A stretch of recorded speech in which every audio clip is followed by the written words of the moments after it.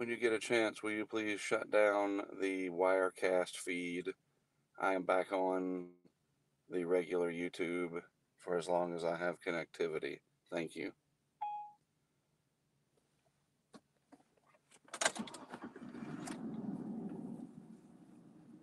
Hi, hi, hi.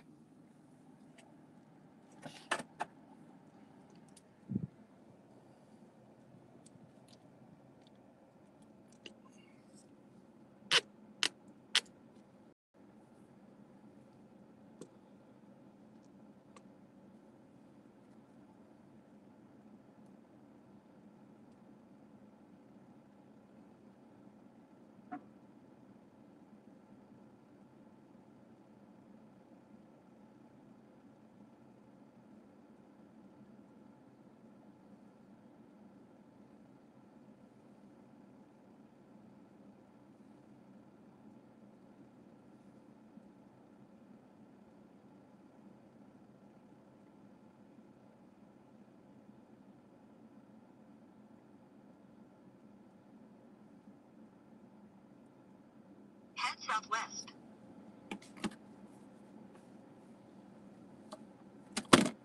Here we go. All right, so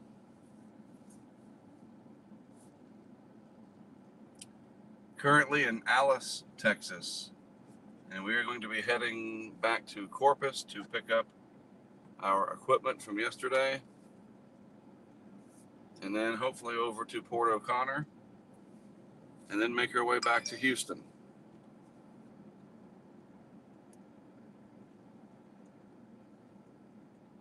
In 600 feet, make a U-turn at Dr. Northwest Atkinson Boulevard. We will be live whenever we have connectivity. But the closer we get to the disaster zone, I imagine the networks are going to be down since our Port O'Connor cam is out. It went out, I don't know, 1 o'clock, 2 o'clock in the morning, who knows. Make a U-turn at Dr. Northwest Atkinson Boulevard. And the Corpus Christi feed went out several hours before, which I was a little surprised that in a Continue on State Highway 44 for 24 miles.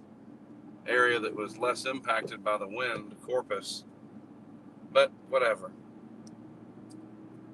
These are my worst nightmares, the slow-moving hurricanes, because they take longer to get here, and then the infrastructure goes down before the worst happens or whatever, which that wouldn't have been the case this time had it been daylight.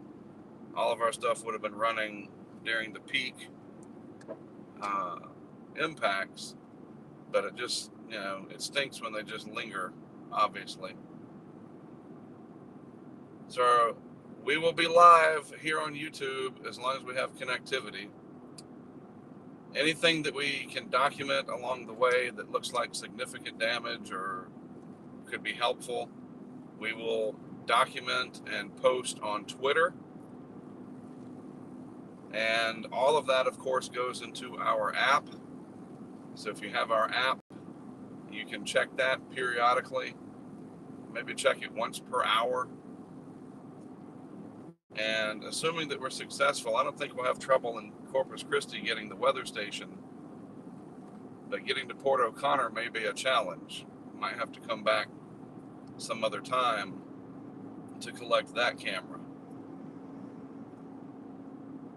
But it's 10 feet off the ground. I'm sure it'll be fine. Then we're going to make our way up to Houston. And that's going to take a while because it is raining like nobody's business between here and there.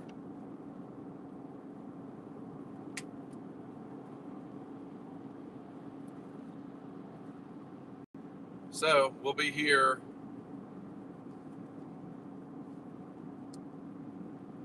streaming as long as we have a signal.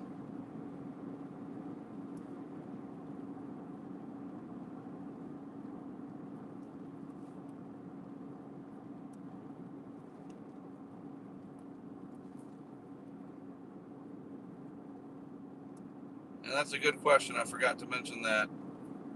No, this particular situation is not conducive to launch the weather balloon. The eye has filled, so it's very turbulent inside. And the flooding that's going on, it'll be impossible to recover. And so it just wouldn't be possible.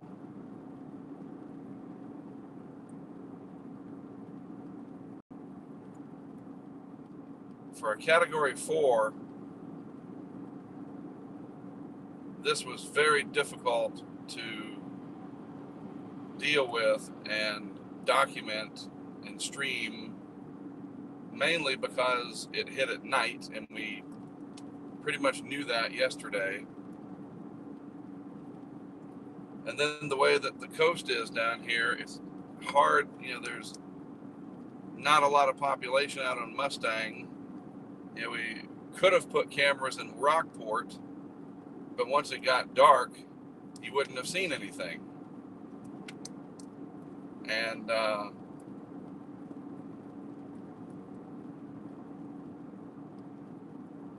what can you do? I mean, the worst of it was at night.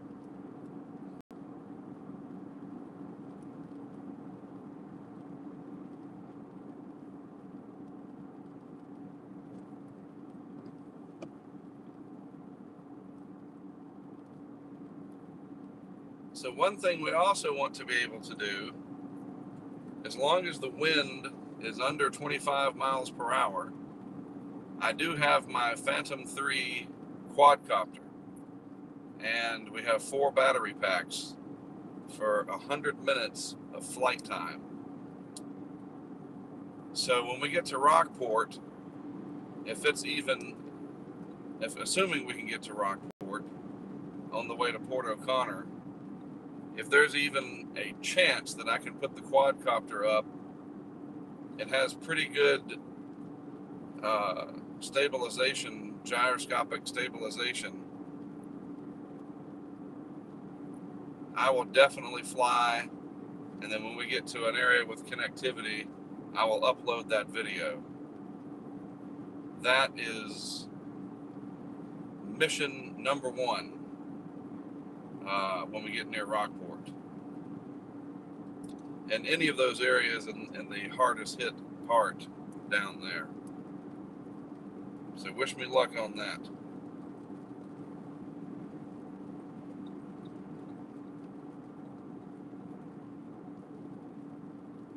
Right now, it looks like there's a lull down there.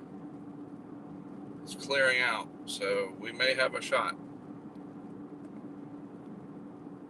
But when we get closer to Corpus, in that area, I imagine we're going to lose our connectivity. So don't fret. We're very good at this. We know what to document.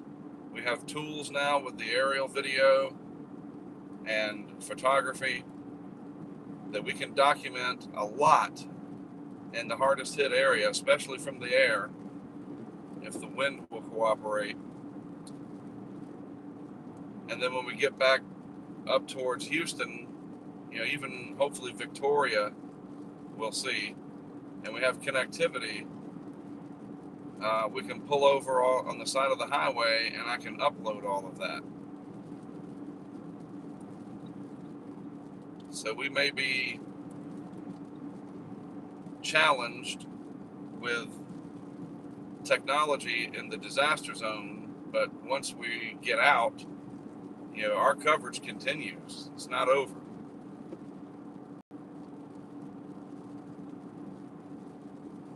So we shall see.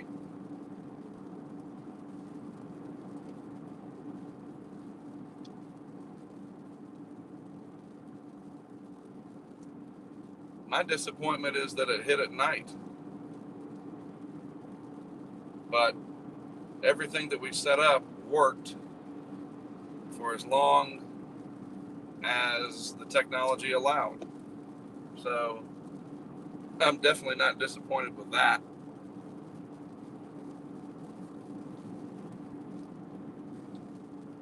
I wish we had a bigger crew and a bigger budget so we could have people handle things in multiple locations, but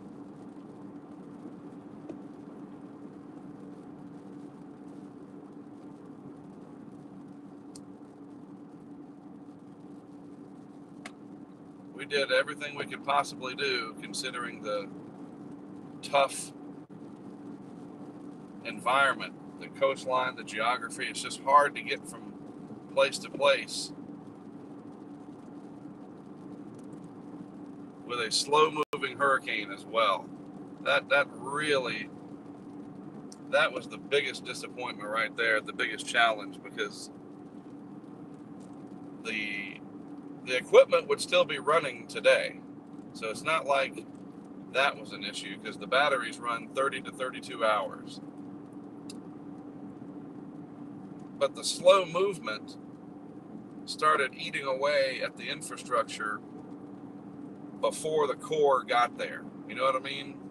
So it's like once the power starts going out and the wind starts coming up,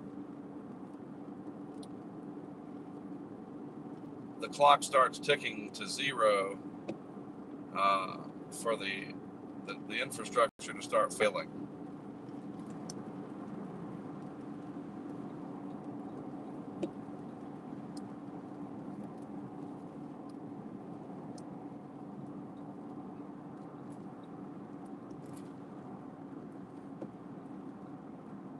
But considering that I do, all the run up, the discussions and the video discussions, and I'm able to do that on the road, and I'm essentially by myself. 90% of it's by myself. 10% definitely have help from the outside and other people, of course. I'm extremely happy. Plus, we're just getting started with the flood aspect. So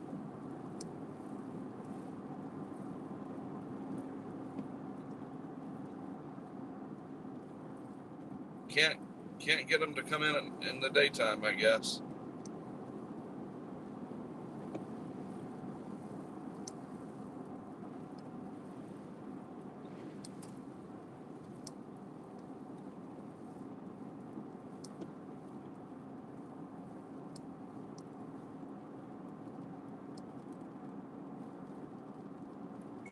Flood cameras. Jeff Colon. We will have 3 camera systems available for the Houston area. They run 30 hours each. I know this will be a prolonged event, but if I can put them in a place that would help you, let me know, please, and we will do so today, period.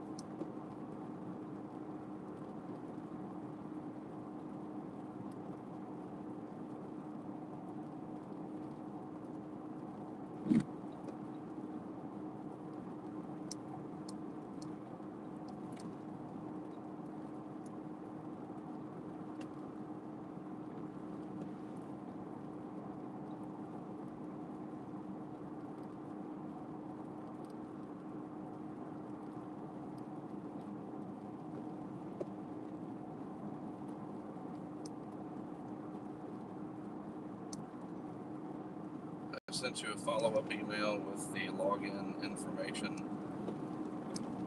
We should be good to go. Let me know if you have any issues. Good luck, and I appreciate it immensely. Explanation point.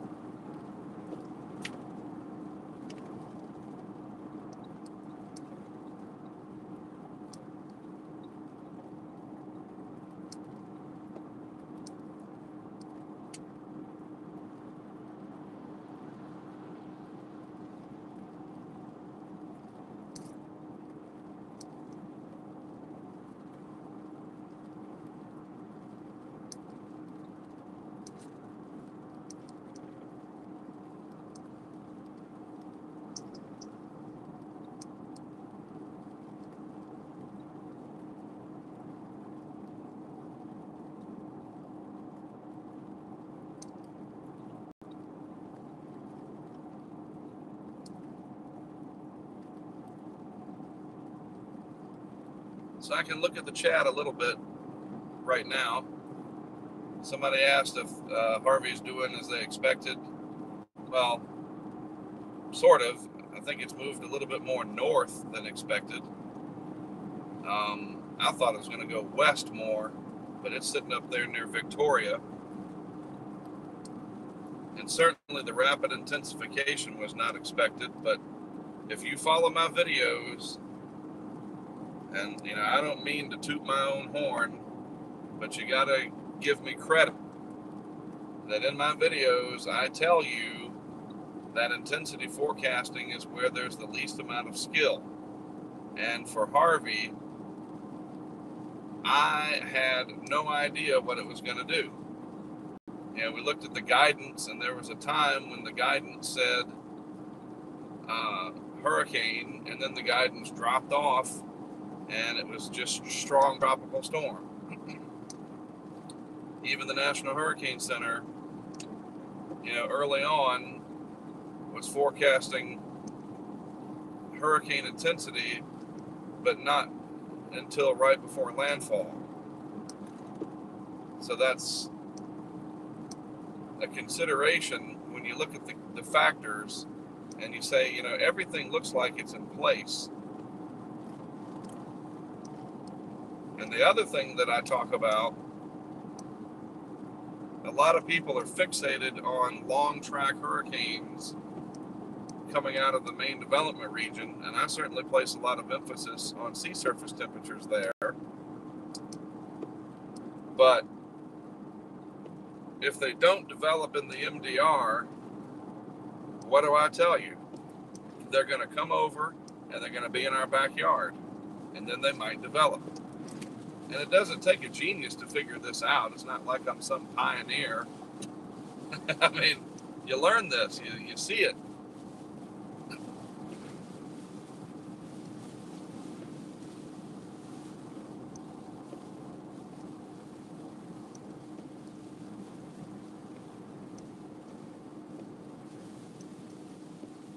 And we still have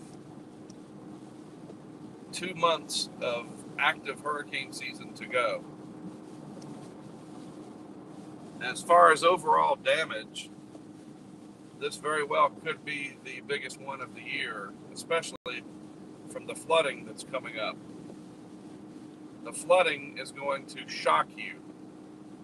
I really believe that. The flooding that's getting ready to happen will absolutely be mind-blowing, historic level flooding. And I'll do what I can to cover that. A lot of that is being in the right place at the right time in terms of anything dramatic.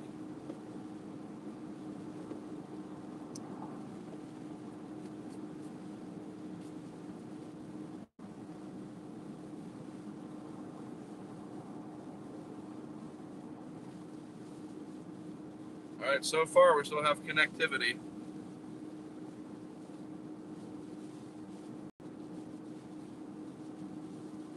It's good.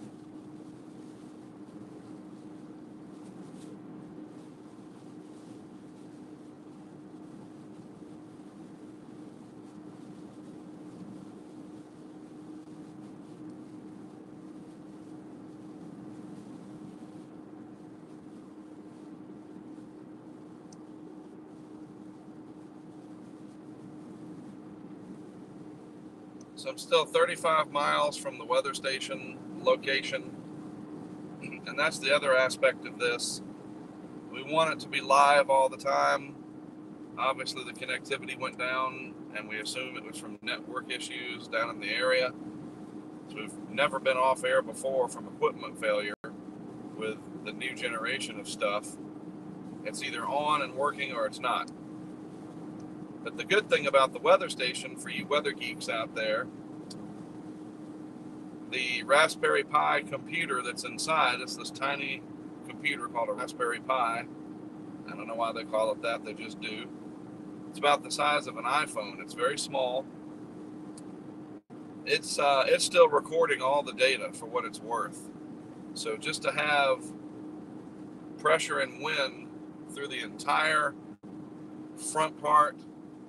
The eye did not come over Corpus, obviously, but it would have some really good meteorological data.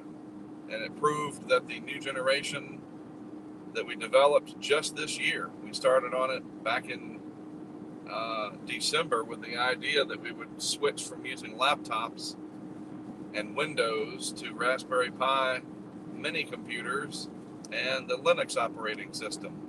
We invested money and got it programmed, custom, and voila, it worked. And it worked into the app. It updated the app exactly as designed. I cannot be more happy about that. So in a regular hurricane that comes on shore at 15 miles per hour like it should, everything will work up to and then probably 6 to 12 hours after landfall. So I'll take it. I will take any success that we can get.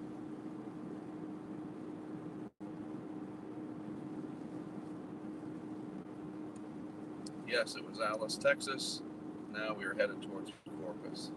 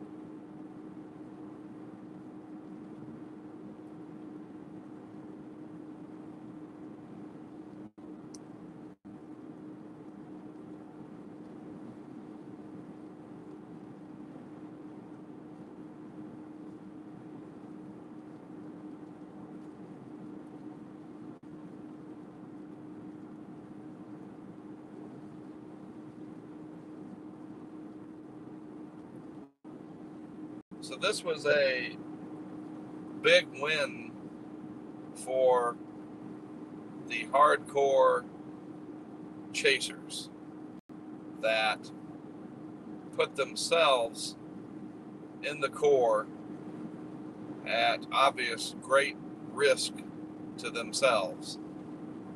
And all the different people that I'm talking about. Now, that's fine. I'm not going to ever do that. You might say, oh, come on. I did that in Hurricane Charlie. And that was enough. And so they got really dramatic footage. Absolutely. It's still at night and it's very, very close up. It's not a broad, wide shot. And I'm not criticizing. I'm like pointing out the obvious. When it's dark, you can only shoot what's in front of you. And therefore, everything becomes much more elevated. The excitement, the adrenaline, the yelling, the everything. And it's almost to the point of hyperbolic, where there's only so much screaming you can do. And I get it, because I've been in it with Charlie, and on my Charlie video, which a lot of you have seen, I'm visibly and audibly cursing, and I had to bleep it out on the documentary. So they did really well with that in Rockport. But they were all in Rockport. So there's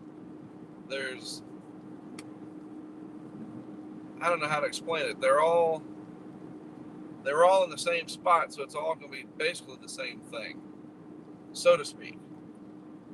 And because it was night, there's just not going to be, like even our camera at Port O'Connor, it was dark, and there's not a darn thing I can do about it. I mean, we could invest, if we had the funding, in some powerful battery-powered LED floodlights, but that takes thousands of dollars that we just don't have.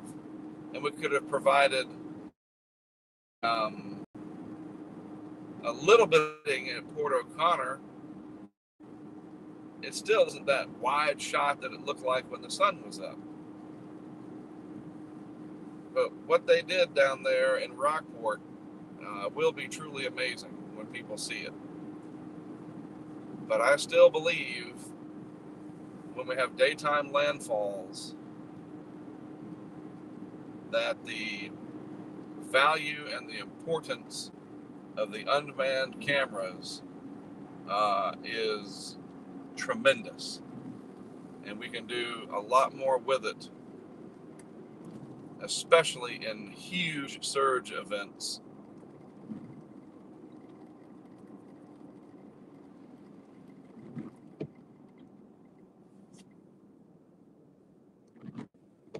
Because you can certainly hunker down and do what you can in extreme wind, but you cannot stick around and film at point blank range lethal storm surge with a fixed camera.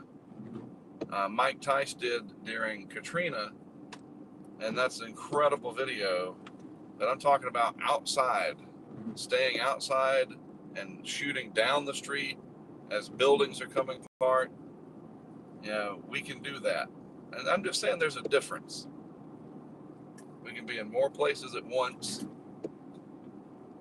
I mean, look at Matthew. I put cameras from New Smyrna Beach to Charleston, Murrells Inlet, and in Kinston, North Carolina, Goldsboro, Smithfield.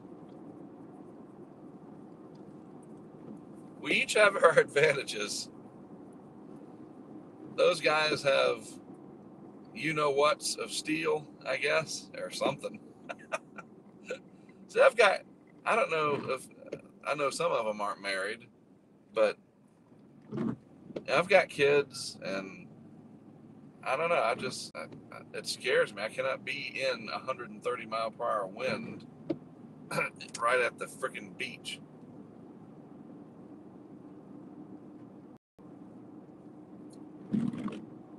Call me old-fashioned.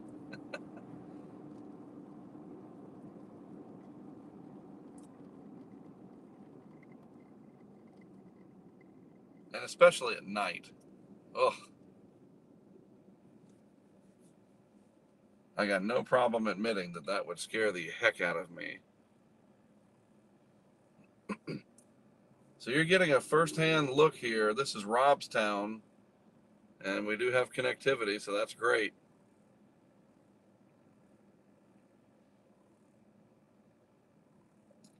So Pelican sells LED lighting that's all self-contained and waterproof, in terms of rain issues.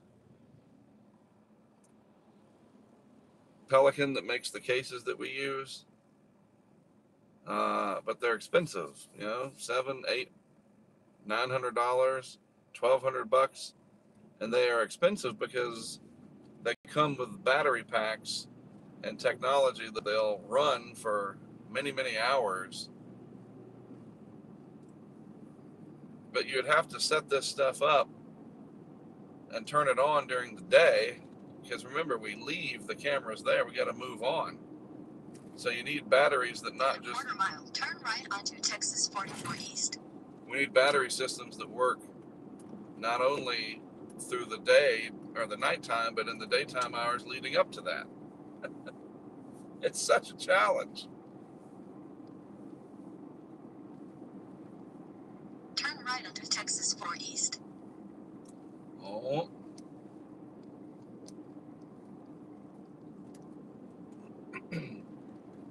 Continue on Texas 44 East for a half mile.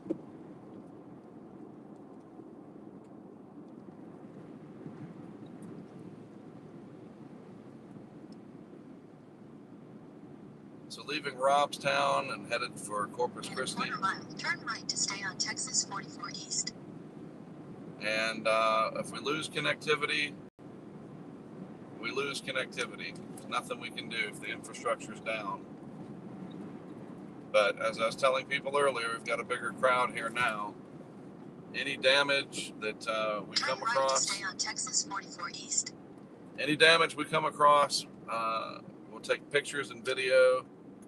And down in the Rockport area, assuming we can get there, we will. In a half mile, turn left onto Texas 44 East. We'll try to use the quadcopter for aerial footage and then upload that as soon as possible.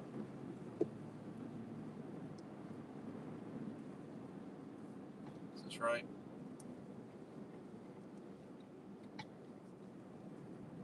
Okay.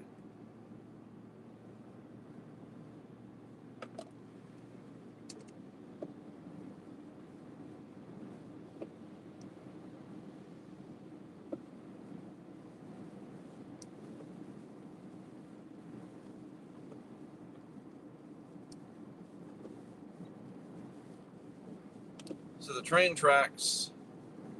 Turn left onto Texas 44 East Industrial Boulevard. Signal is malfunctioning. So there's no power through here.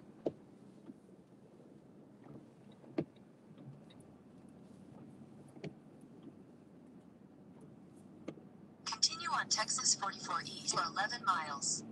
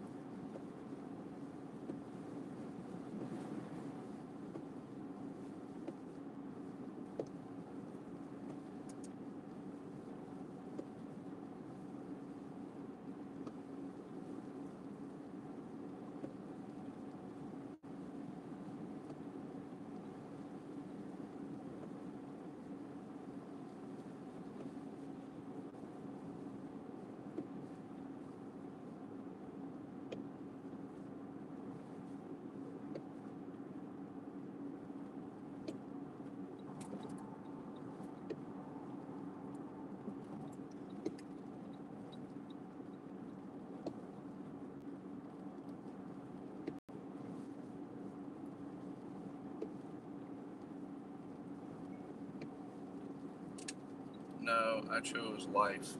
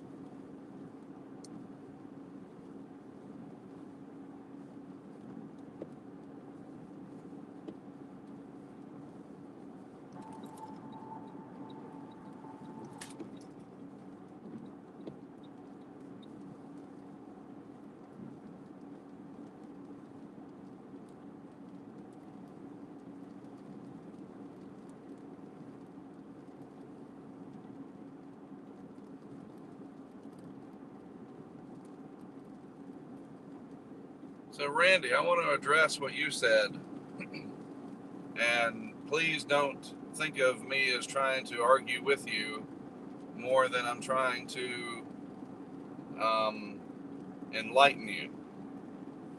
So, tornadoes near the eye, or the eye wall, whatever you said there, those are often mistaken for tornadoes. After Hurricane Andrew, that's what a lot of people thought.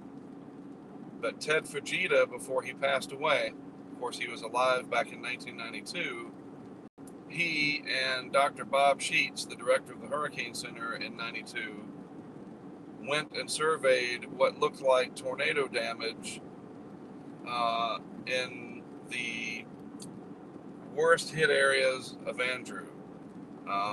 Cutler Ridge, the Kendall area, and a lot of people speculated that it was tornadoes in the eye wall or somewhere near there.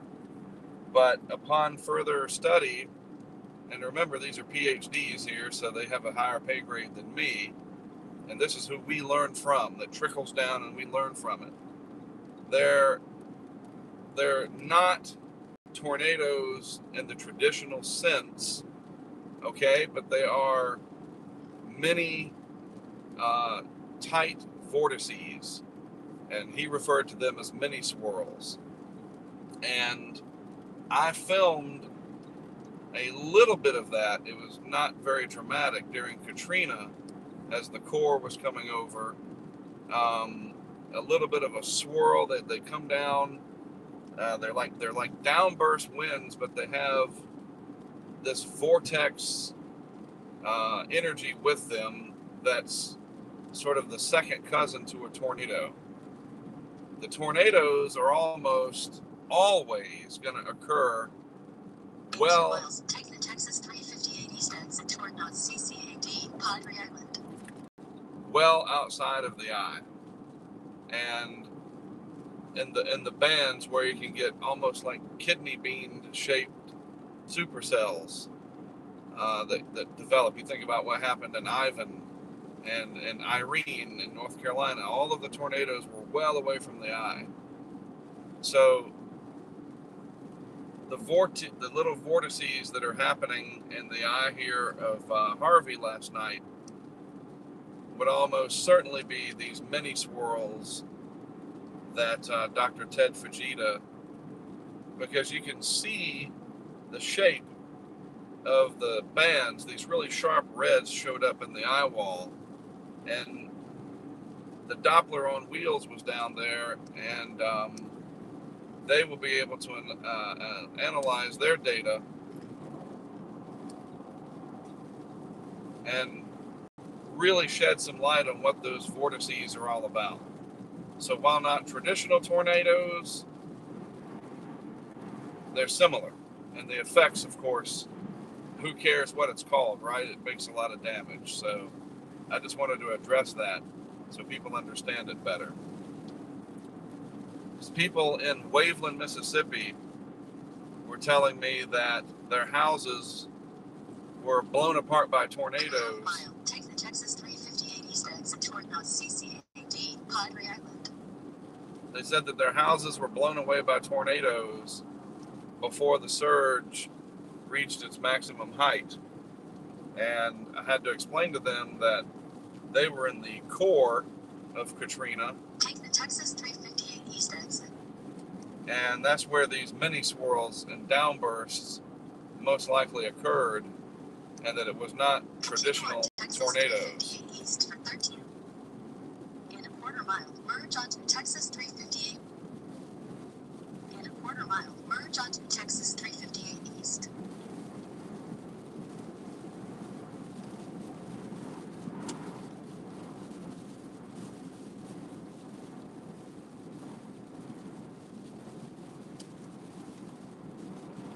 Continue on Texas 358 east for 12 miles.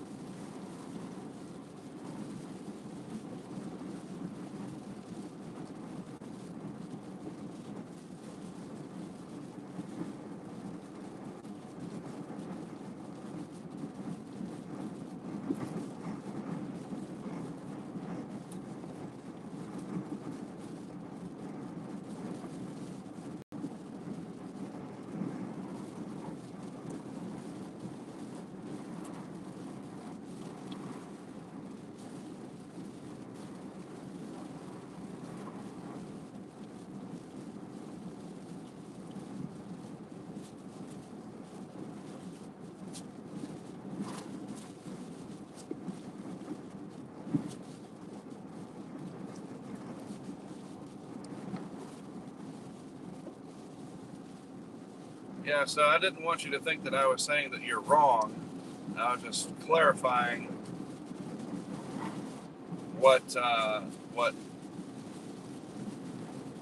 like I said, people with a higher pay grade than I have studied over the years, because in these intense hurricanes, especially when they are intensifying, it's a common phenomenon, and it's obviously very dangerous, and you can't predict them.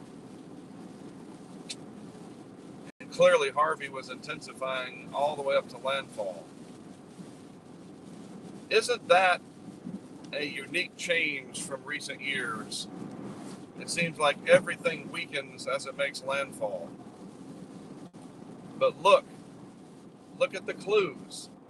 It was heading westerly, northwest, northwest, but it wasn't moving north or northeast. There was not a trough scooping it up, shearing it. It just moved, because of the relaxation of the western ridge. The big bubble of air over the southwest shrunk a little bit, and so it gave room for Harvey to move that way. So it was still vertically stacked. That's why it's a real bummer that during the night, and it was moving so dadgum slow. Otherwise, it would have been the perfect candidate to launch the weather balloon. Oh well, we still have 2 months to go.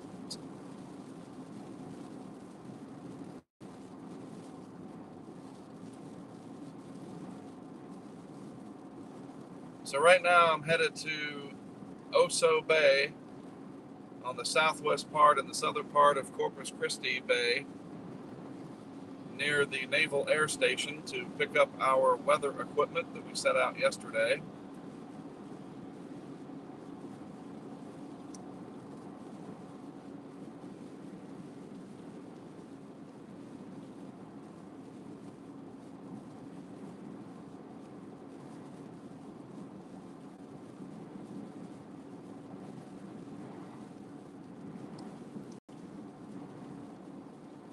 Then after that, we're going to try to make our way over to Port O'Connor to grab the equipment from there.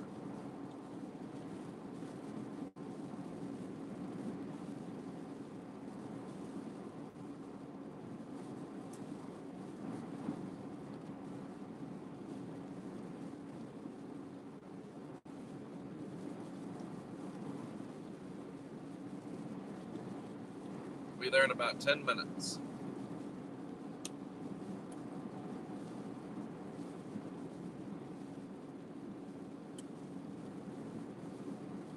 .92L does not look like it's going to develop into much, and I won't have time to get back there anyway. So it's a good thing that I don't think that it'll develop much. It'll be a rainmaker and wind and wave action. You know, it's got impacts, but we'll let Dwayne back in the Outer Banks of North Carolina keep an eye on that one for me. Hey, Steve, I forgot, if it hasn't been done already, can you post the link to this feed in the members chat? I totally forgot. Any of our subscribers to the Hurricane Track site, if it's not already live in there. The problem with YouTube, as well as it works, every time I start a new stream, I have a new URL. And I have to solve that problem for our subscribers on our website so that they can watch it, and we have our own chat. It's a private chat.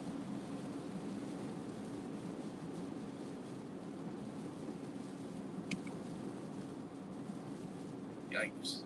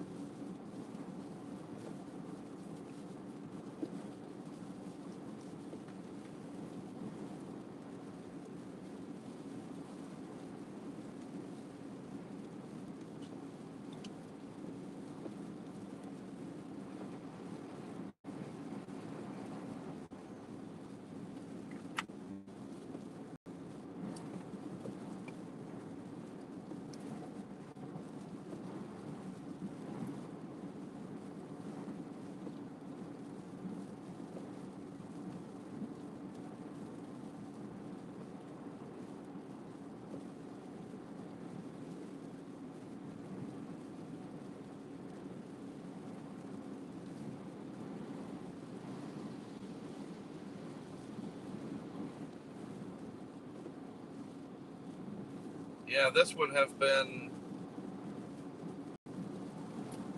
a real wind disaster on a much bigger scale if the core had come in and that eye wall that everybody saw last night on live internet coverage had come over Corpus Christi proper. That would have been, like, all of this would have just been decimated. Tremendous damage.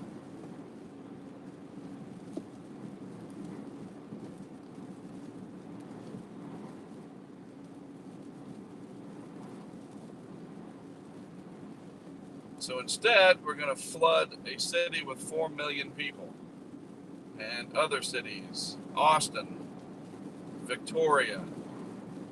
I mean, my goodness.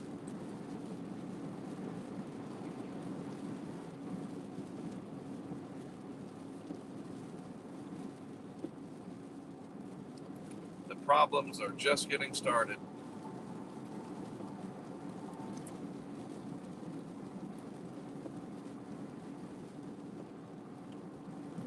so far, I've still got connectivity, and we're only a few miles from the site. I didn't even see my phone ring. Calling you back, Steve.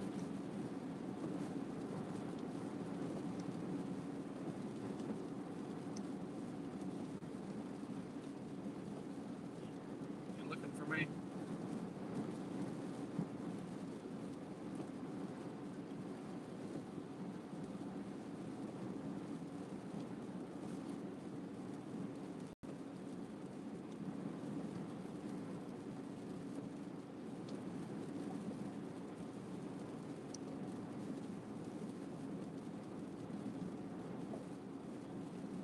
Gotcha.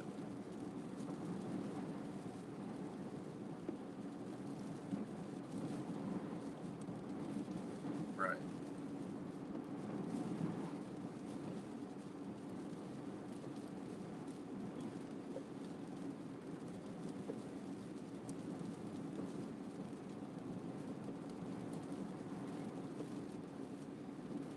Gotcha.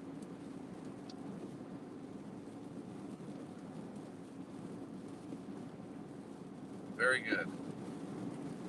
Well, that's great news. You know what I'm saying? Neither do I. All right.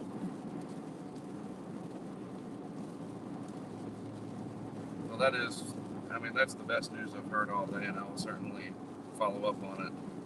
And I think it's just going to get positive from here, if you know what I mean. Perfect.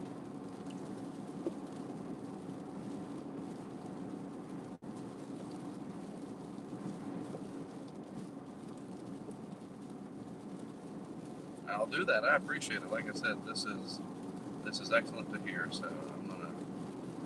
I know exactly what to do as well. So that'll be very helpful.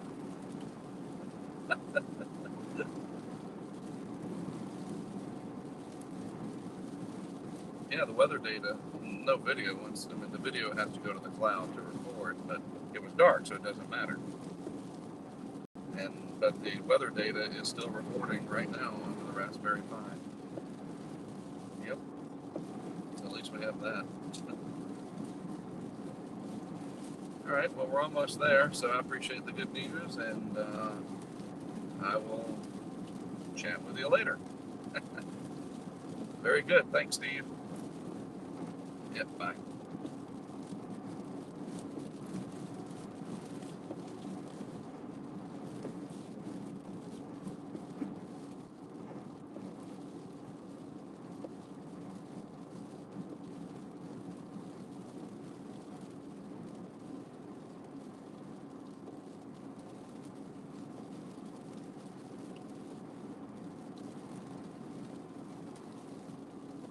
In 2 miles, take the exit to Farmer Cliff Drive.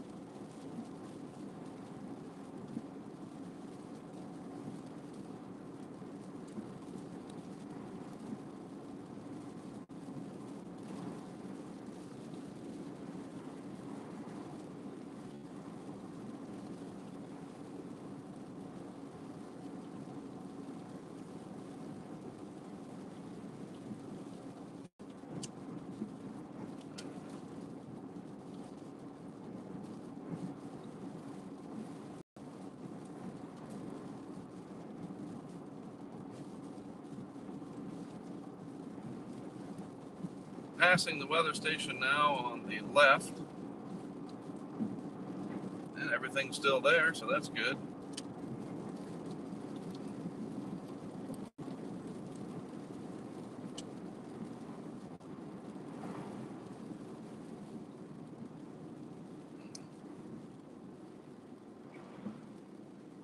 All right. Pull off over here, I guess, real quick. Carrie's flashing me.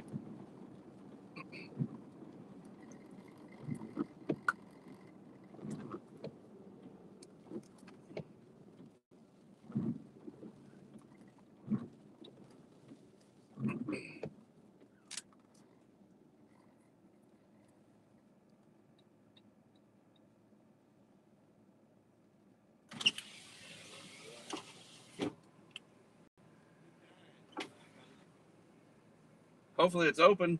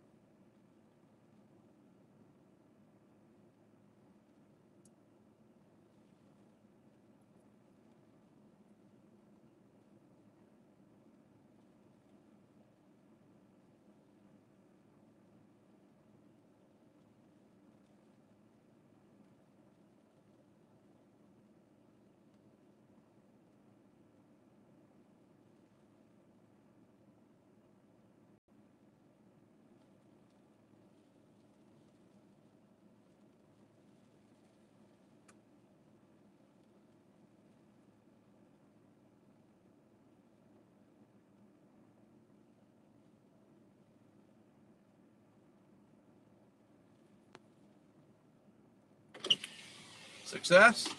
I feel much better now. Good. All right. Had to go to the bathroom there.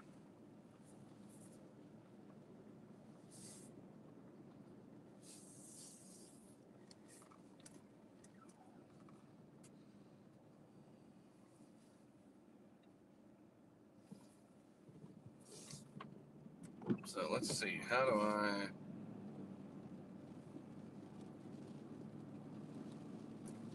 get back under that thing?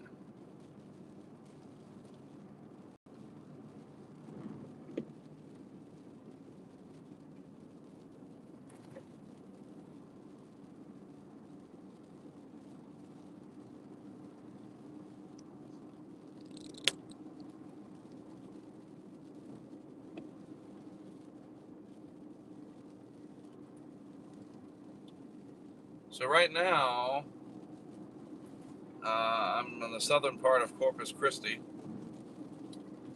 having left Alice about an hour ago. And we're going to pick up the weather station off of this bridge. I'll be able to pull right up next to it. I didn't realize there was a big shoulder yesterday, and so we walked everything up there. You live and learn, right?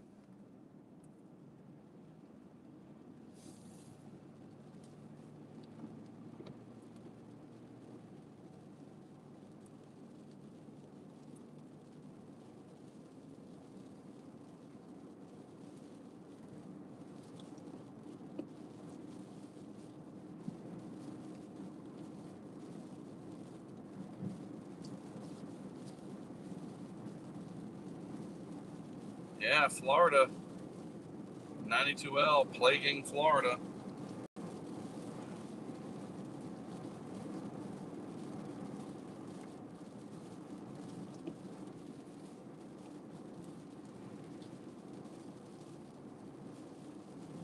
Oh, yeah, crap.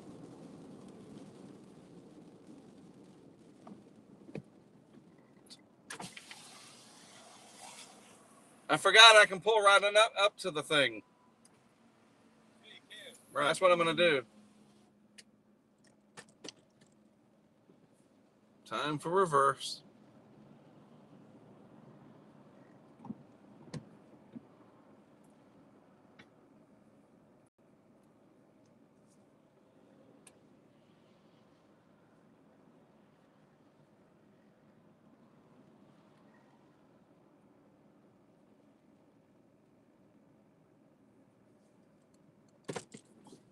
And time for straight. We're good. It's all good. It's all good. Thank you.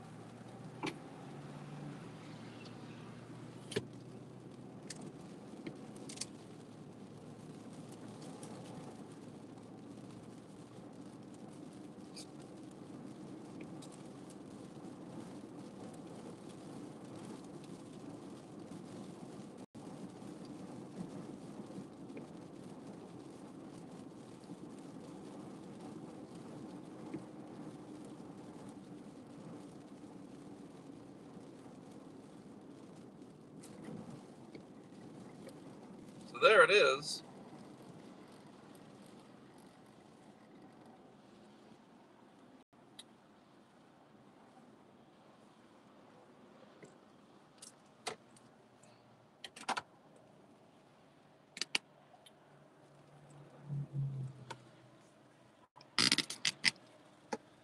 And it's raining.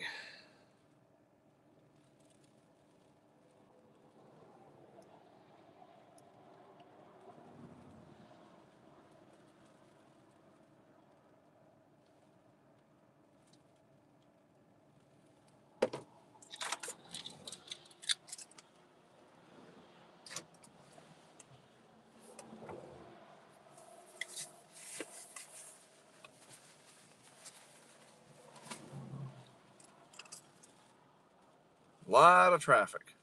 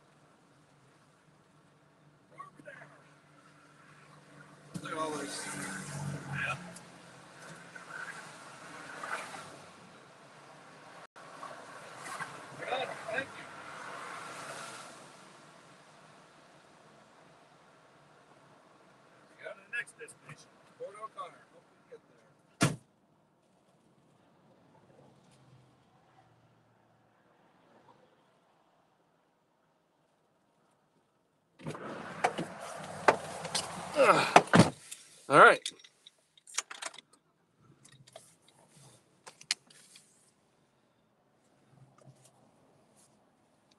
Weather station is retrieved. We're good to go.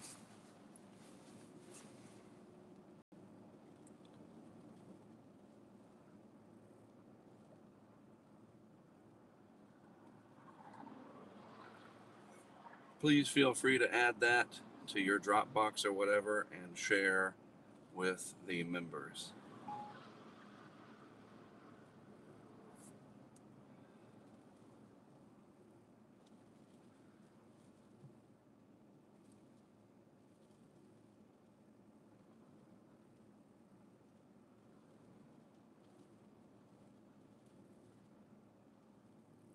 Head northwest on Texas 358 West.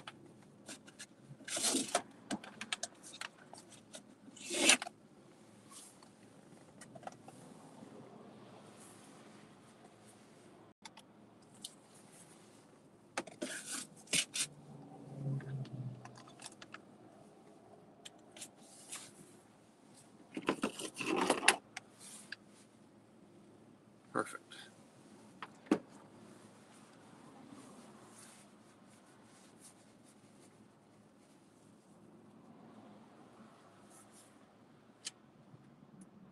Here we go. On to Port O'Connor. Continue on Texas 358 West for 8 miles. Picking up gear, not setting up.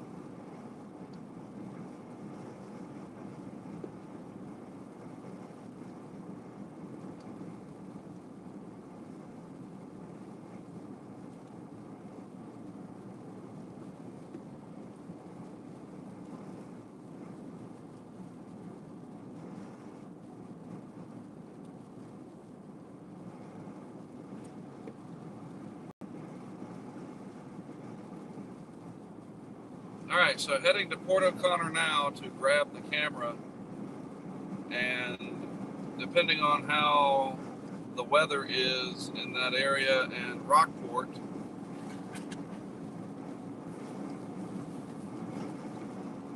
might be able to fly the quadcopter to get some aerial video.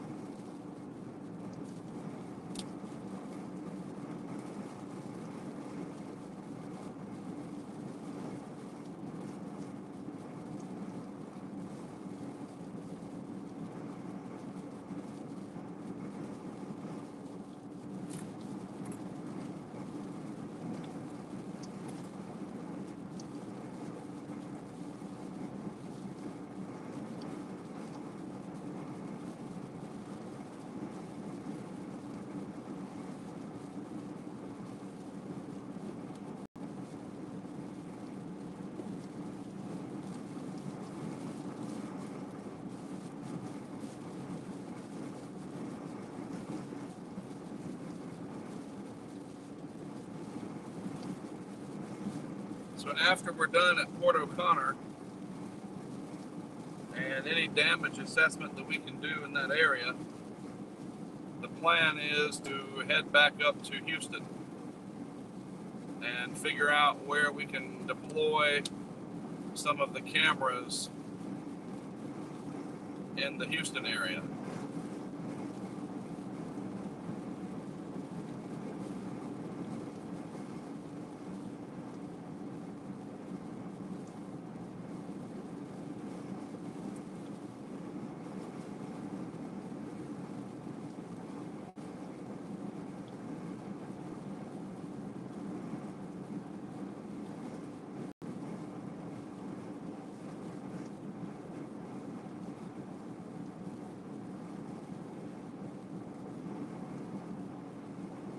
Exactly.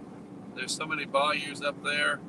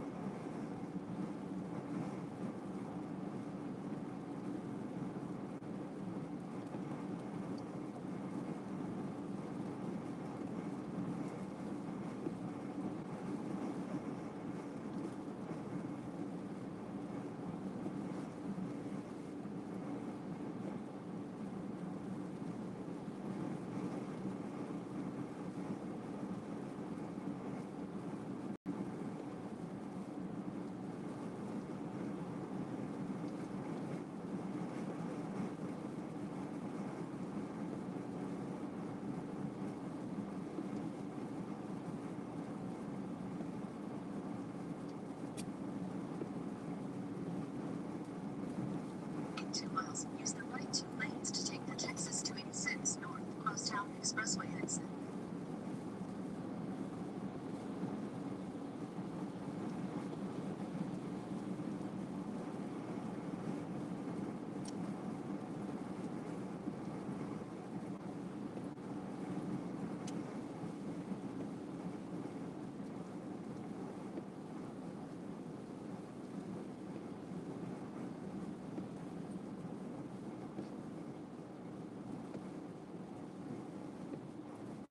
So Corpus Christi, not too bad at all.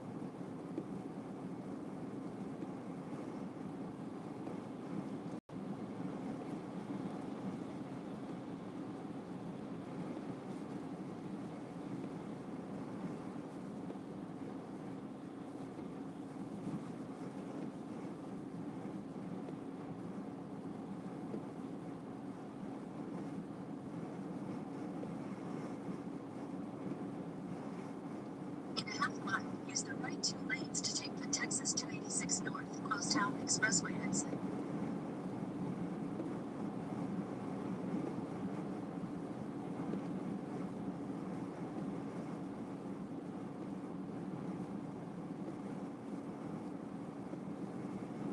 Use the right 2 lanes to take the Texas 286 North exit, then merge onto Texas 286 North.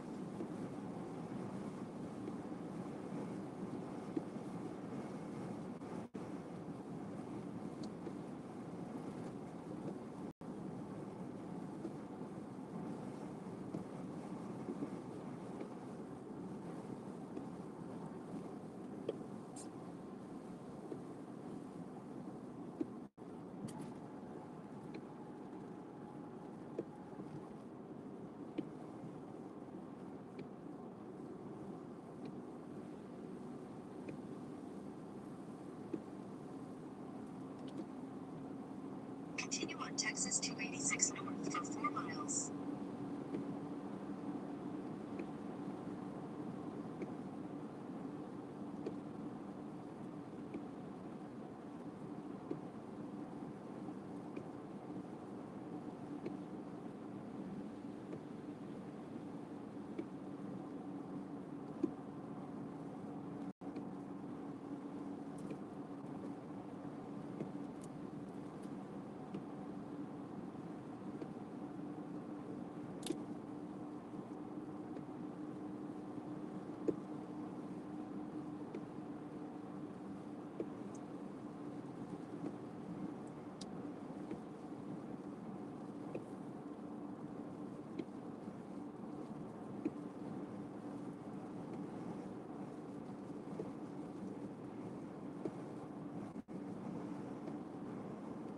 That's a good idea, Bart.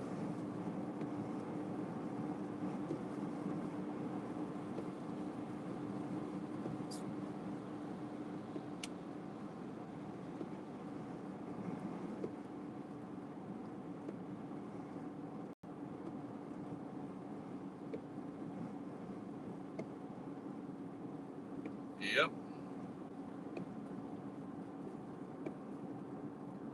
So like I said, as we get close to the area, we're going to lose connectivity. But I will video what I can and hopefully do some aerial as well. And then when we leave and get to Victoria or wherever, I will upload it.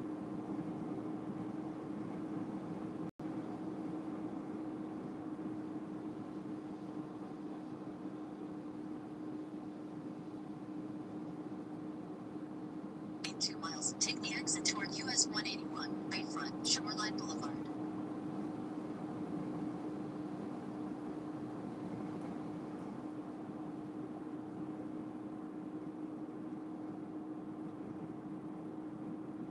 So just driving around as we picked up the equipment here from the bridge, you know, there's a few street signs down, a few power poles leaning, but no major damage at all that we have seen in the Corpus Christi area. So that's good news there, and it makes sense because the core went north of Corpus Christi.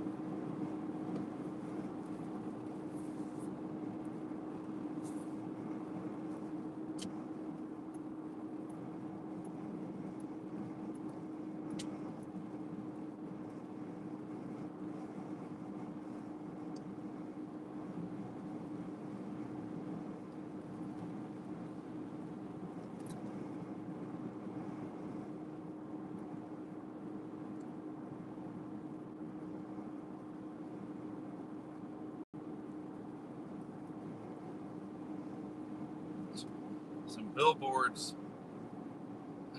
hanging on the light poles, at least the advertisements are, the printouts. In a quarter mile, take the exit toward US 181, Bayfront, Shoreline Boulevard.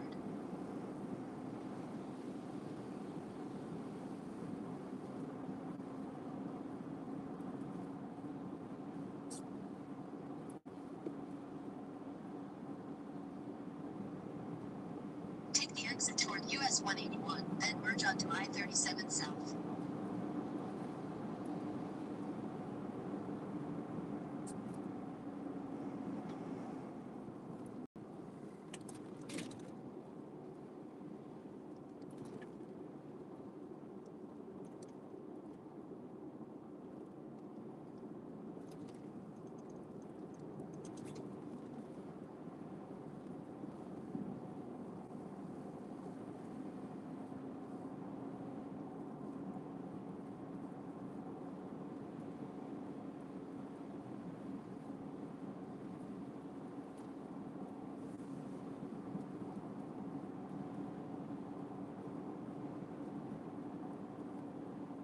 Keep right to continue on Texas 35 North.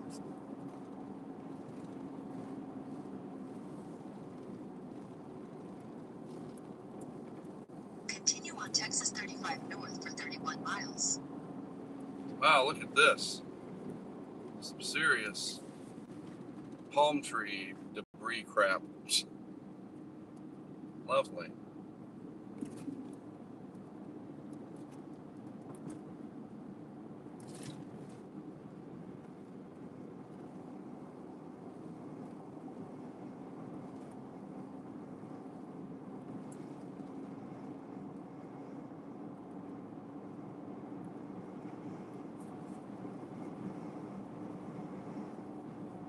A few crumpled billboards, but nothing major.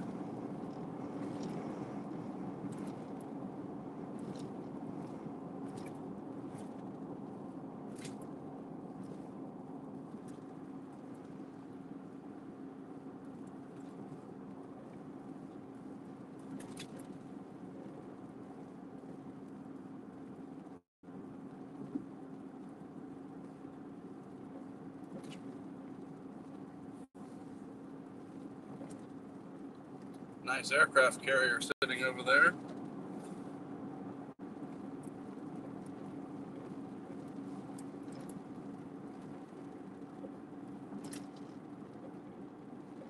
Can't see what question mark.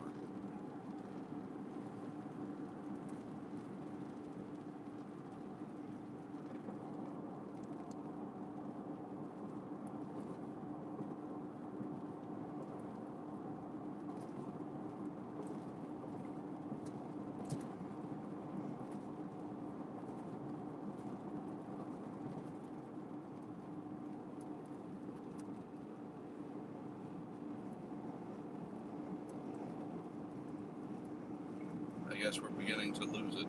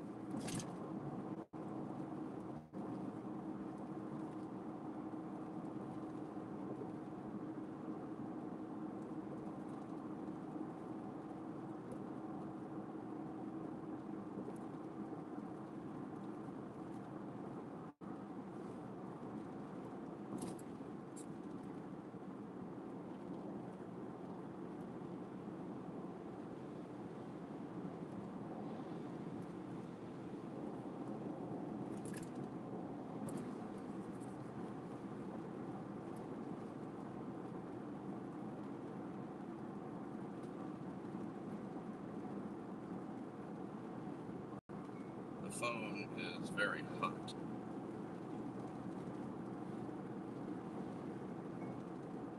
All the background processes that I can possibly shut off have been done so.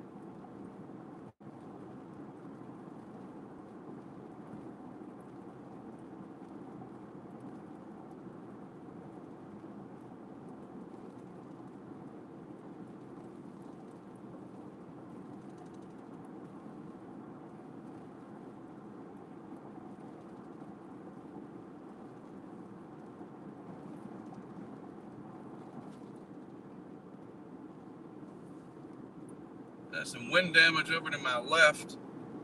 Good grief. Some poorly constructed building, all of its roll-up doors blew out.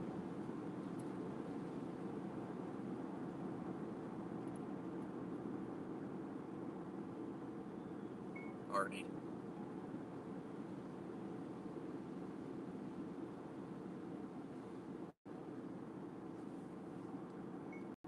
I wonder if the newer iPhones handle it better.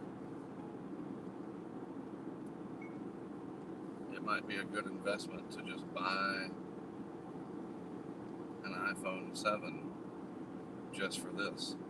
It doesn't need to be activated. It just needs to act as the camera, because the YouTube app itself is fantastic.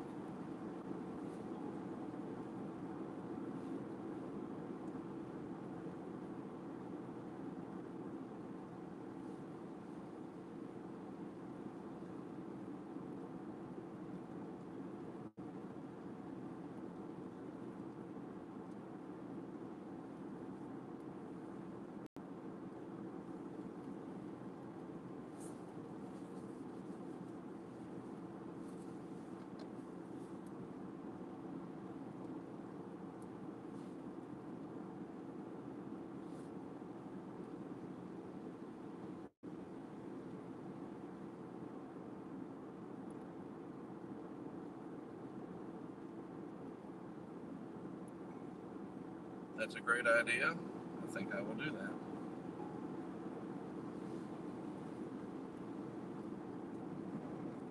Power poles over on the left are all going to have to be fixed. They're all leaning over.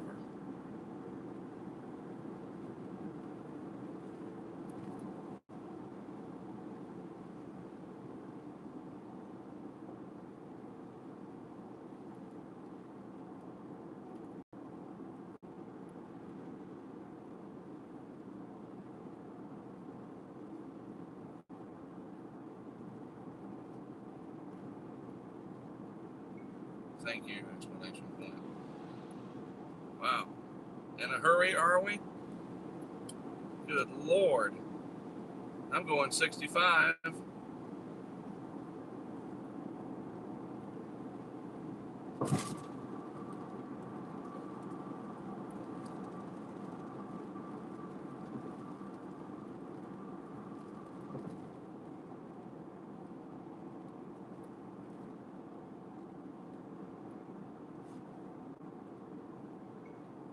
Hey, Zach, it's Mark. Just saying hello.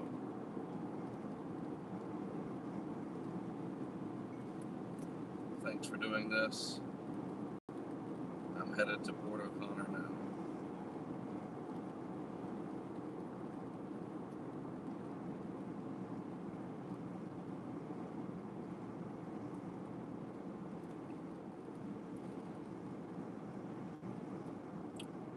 All right, now we're getting into some significant wind damage areas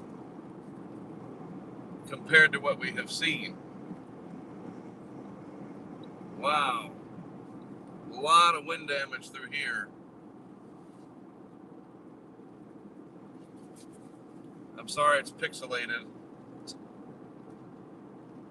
And you can just tell there's these areas where some strong gusts went through and just blasted stuff.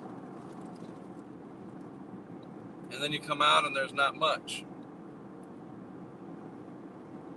At least I can describe it to you.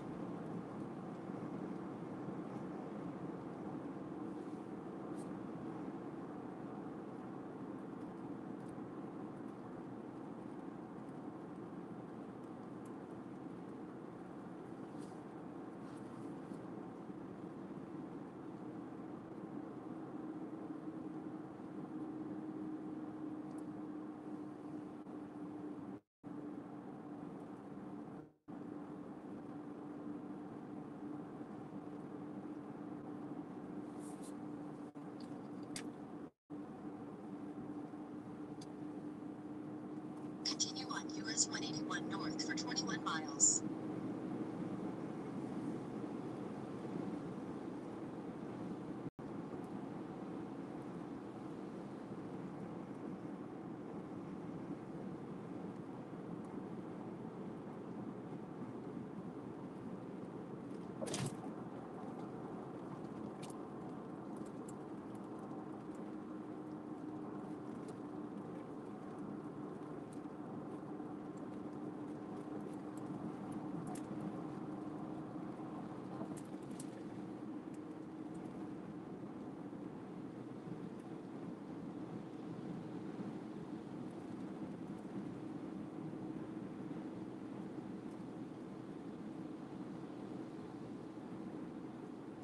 More wind damage through here.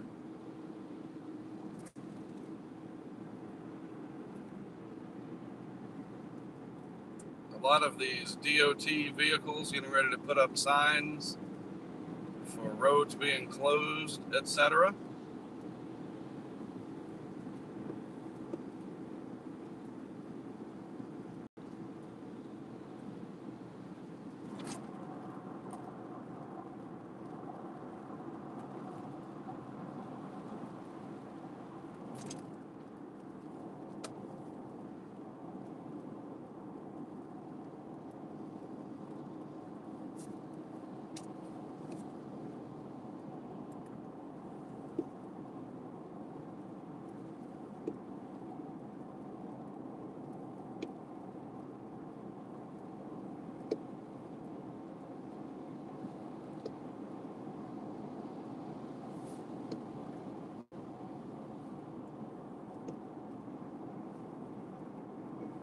heavy machinery being moved north along 35 between Corpus Christi and Rockport.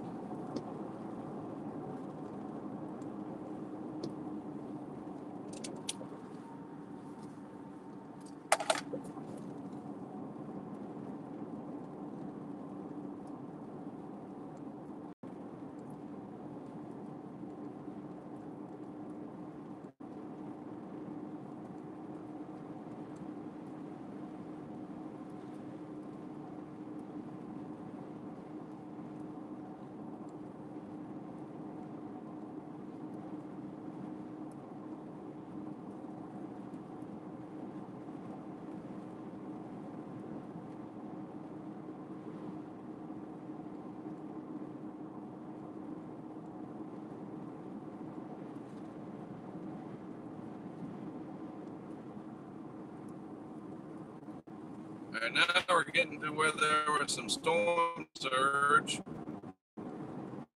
Still, you can see it over there on the right.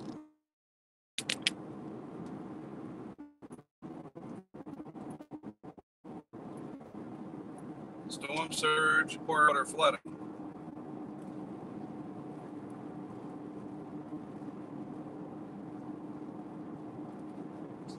Power line down there.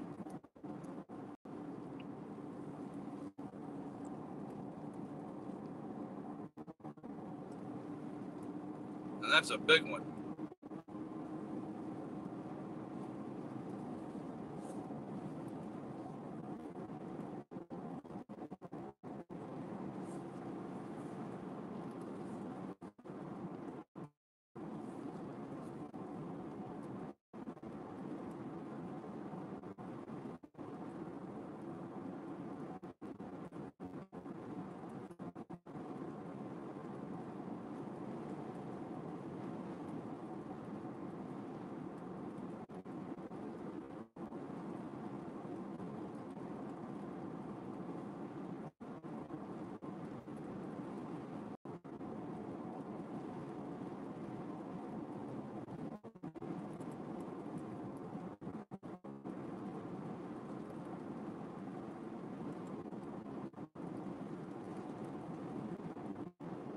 Continue straight.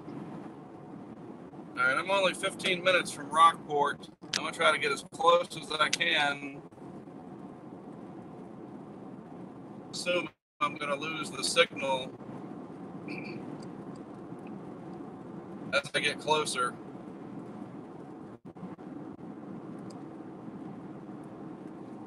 But I'd like to get there, see what the wind is doing, and if I can possibly put the quadcopter up, I will. See if we can get some AC going in here. Cool off the iPhone.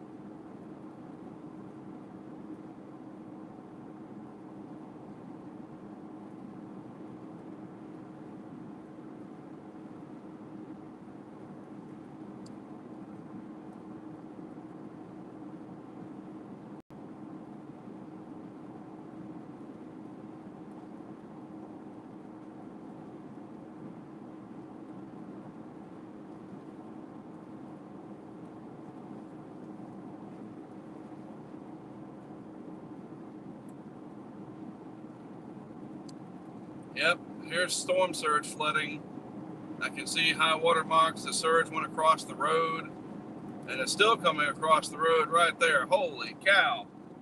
Wow. So all of this was underwater.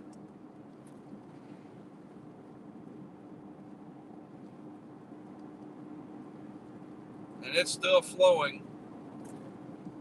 Man. You see over on the right-hand side, there's a high water mark. It almost came up to the road here. So the surge there rose, probably about 3 feet. Just ran over some high tension lines, it looks like. Something's in the road. Oh, wow, there's flooding down here. Storm surge. I can't show you. It's over down into the overpass. Cars driving through it. Some of it's freshwater flooding.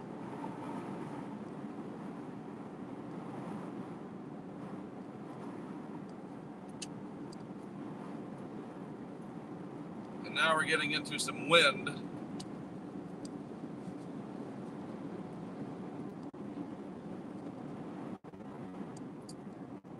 That's unfortunate because I really would like to put the quadcopter up. Got an RV sales place over here. At least none of the RVs are flipped over. That's impressive.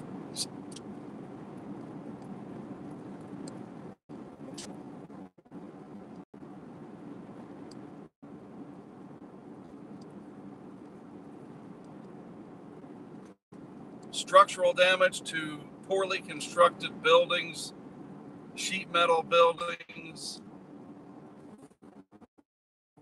Wow.